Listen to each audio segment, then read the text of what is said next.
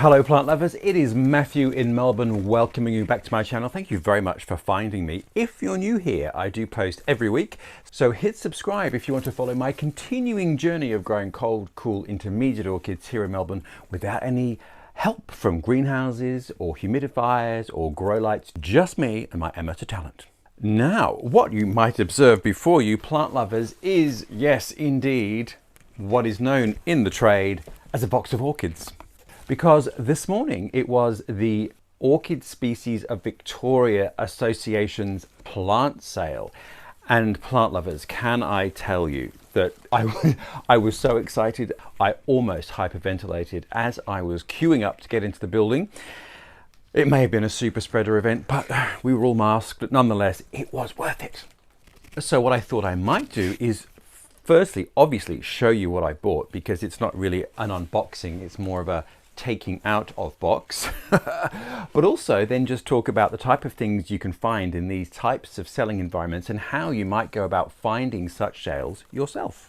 I think one of the commonest questions often is, well, where did you get that orchid from? And here in Australia, there aren't that many options, strangely enough, particularly with physical nurseries, and particularly southeast where I am in Melbourne. The further north you go on the east coast, it gets more and more tropical, and there are more and more orchid growers as you head up the coast. And so there are nurseries up there you could visit, but not in my neck of the woods. So my only recourse to satisfy my orchid buying needs are the one or two nurseries that do have orchids for sale physically that you can go and look at. And I actually visited one of those just before Christmas called Collector's Corner, and I will link that video here and put the details below. The other place I visit quite frequently is a local nursery called Fitzroy Nursery, and I'll put that link below. And they often have Oncidium alliance orchids in bloom for sale as well. Other than that, the big box hardware stores have Cymbidiums and Phalaenopsis, as most big box hardware stores do around the world, I think. But other than that, plant lovers, it's really just the internet, and I really have exhausted all of the great online sellers in Australia, so I know their stock and the type of things they have available. And there's always things that crop up that are different that might suit me, but you know, I've kind of been there and done that. eBay is another great source because you often get private sellers who might just have one or two things they're selling, so that often produces some unusual things. And as you may have seen in other videos of mine, Facebook Marketplace can be an amazing place to find particularly divisions or specimen orchids. And I found my Dendrobium speciosum that way, which I will also link. But then what? And as you start to learn more about orchids and you start to hone down what your interests might be, you then realize, there's a lot of things I don't seem to have much access to. So what do? Well, the first thing is join a society. Now, hopefully wherever you are, there's going to be an orchid society. So in my city in Melbourne, there are actually many, and there is an overarching Orchid Society Victoria organisation which has a website which lists all of those clubs in the different suburbs around town, and also the selling events and the exhibitions that they might hold during the year. So a great port of call is to find an orchid growing community in your area and join it. And what you will find is that most of those clubs will have, even at each of their monthly meetings, if they have monthly meetings, there might be one or two plants for sale each of those, but generally they'll have a sale maybe once or twice or 3 times a year, where all the members get together to sell their unwanted orchids, divisions, seedlings, etc. to members and the public. And that, plant lovers, is a way to get things that are slightly out of the mainstream perhaps, or slightly unusual. It's also a great place to learn about who's growing what orchids in your area and in what conditions. So I, as you know, am a rank amateur, and I'm just struggling my way through the paths of growing orchids without heating here in Melbourne. So it is great to hear from other growers in terms of what they're growing successfully or not, which is how I came to make this selection. And the other thing then is you will make hopefully friends or connections with other growers, and you can let them know what you're interested in. And so should they have a seedling or a division or a duplicate that they might want to swap or sell, you might be first in line. So plant lovers, this is my gift to you today. Join a club and look at their calendar and find out when their sales are. Anyway, enough to do. Let me tell you what I bought.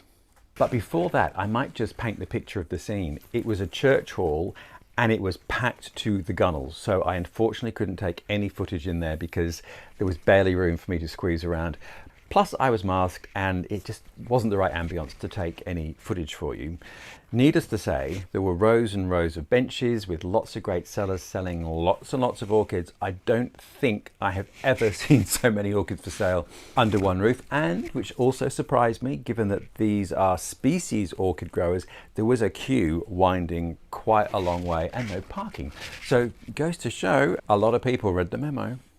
And I think too, the other important thing about going to such a sale is, it's a bit like my days in New York when I used to go to sample sales with fashion labels, is that you kind of get the bloodlust and you start grabbing things and you think, oh, I have to have this, I have to have that. So the thing is always to be measured, I feel, and calm in your approach. So there were a lot of flashy things in flower, which is great because you can obviously see what it's going to do. But I have quite special needs plant lovers, so I was just looking for specific things and I couldn't tell you what they were, but I knew it when I saw it, and here they are. But there were lots of things there that I certainly could have grown in my climate if I didn't have them already. So there were lots of dendrobiums, there were lots of Cymbidiums, Masdevallia, all of those sort of cooler climate type of orchids, and other things, Cattleyas, Australian natives, etc., etc. So lots of choice. But now, without further ado, I'm going to tell you one by one what is in this box. Let's dive in, and shall we, plant lovers, go to the smallest and look at that forgive the great soul sign. But isn't that the most charming little thing you have ever seen? So this is a Habenaria and it's rhodocheila, carnea. I'll put that name below. And isn't it the most beautiful thing? So this is a well, it's a ground dweller, let's just say, but it's described as either a terrestrial or a lithophyte, but basically it grows at ground level in nooks that suit it in quite a diverse range of habitat, actually, from South China all the way down the peninsula, actually into the Philippines. Often in semi-deciduous forests, which means, and because it grows at ground level, dappled light, not too strong light. And the other important thing about this one is that it's deciduous. So it has a bulb which actually multiplies apparently quite quickly to produce quite a beautiful clump. And so the leaves are going to drop off in winter as the temperature changes and the length of the days change, and it will rest for winter. The important thing is with all such plants, whether it's a daffodil bulb or an orchid, is not to overwater it, or in fact water it much at all during its dormancy period. Anyway, that is Habenaria. Isn't it beautiful? And this lovely apricot little flower. So I am looking forward to that doing its stuff again in spring. So watch this space. Okay, now the next plant is very exciting. I'm a little nervous about my capacity to grow this successfully, but you might recognize it from these extraordinary flowers on these zigzaggy spikes. It is Coelogyne usitana, and this is the sequential blooming Coelogyne. So, as the name suggests, sequential blooming, the spikes get longer and longer and have this beautiful sort of zigzag quality, and then the flower emerges at the end, and then another one, and the stems can be quite amazingly long. Anyway, there it is, and it is a fabulous plant, good size, and it's got 2 flower spikes. So I am very excited about this. So the only issue is that this Coelogyne comes from the Philippines, and it is a warm to hot grower. Now I do know someone who is actually growing this outside here in Melbourne all year, undercover and protected, so it does get those winter minimum temperatures, albeit with protection. However, it is such a fabulous orchid, which you so rarely see. I just don't think I'm going to risk it overwintering outside for me. So this is going to be one of those plants that has to come inside for winter, I feel. But isn't it amazing? Now, when one of these flowers opens, I might show you or take a picture and put it on my community page because it's so extraordinary. But I think I'll have to wait a year to make a care video about it because I know nothing, and we're going to have to experiment to see just how I can give it the conditions it likes. But isn't that exciting?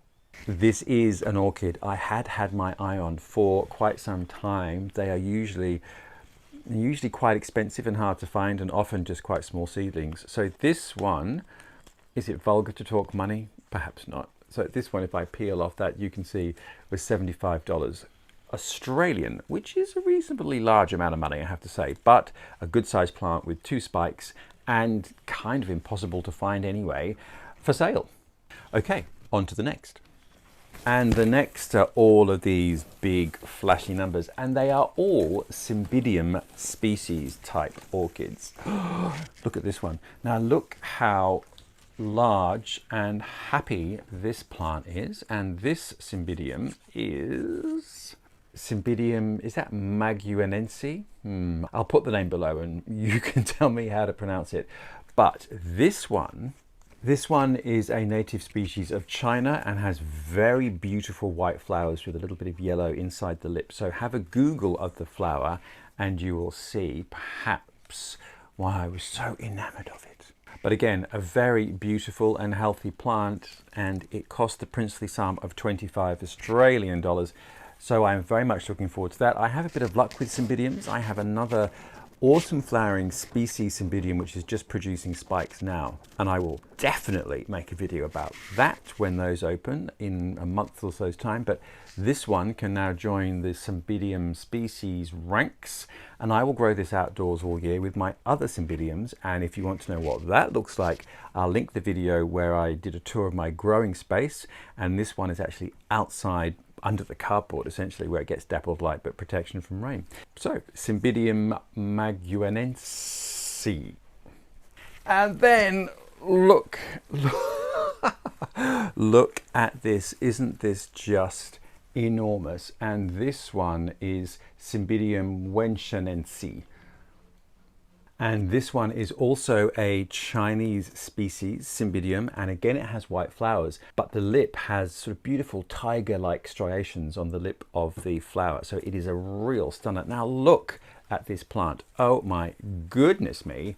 And just because we are talking vulgar money, it was 50 Australian dollars, but that is a massive plant, which kind of needs to be repotted.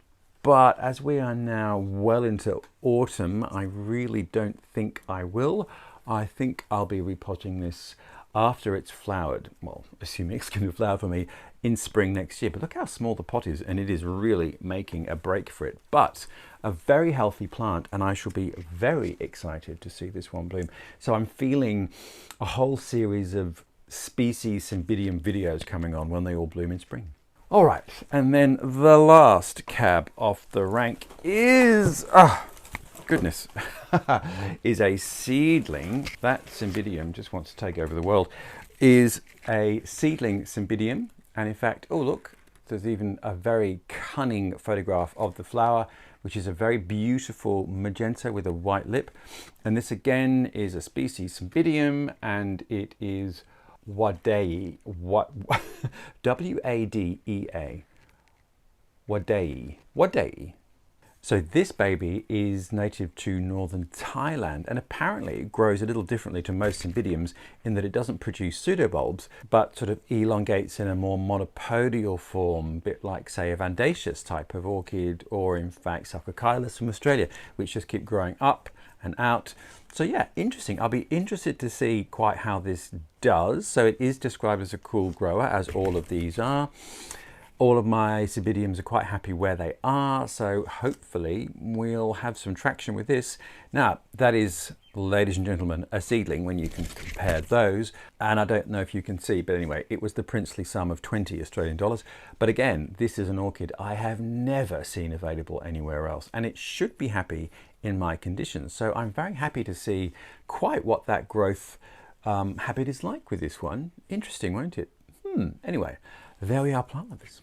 So what an amazing morning. And I feel as though I've made some good connections and learnt more, which is obviously the most important thing, because it's all very well to buy these things, but if you kill them within a month, what's the point? So it's always good to learn and make friends within the growing circuit so you can share information and find out what works and what doesn't work for the orchids you're trying to grow. Anyway, I had the best morning, and I am now a member of the Orchid Species Association of Victoria, which I will put the link below.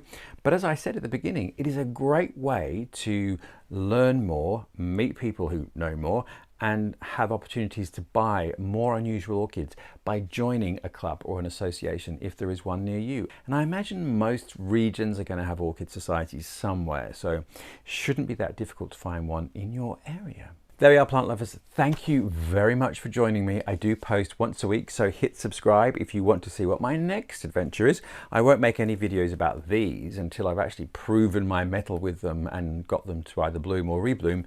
So you might have to wait a year to see any information on these.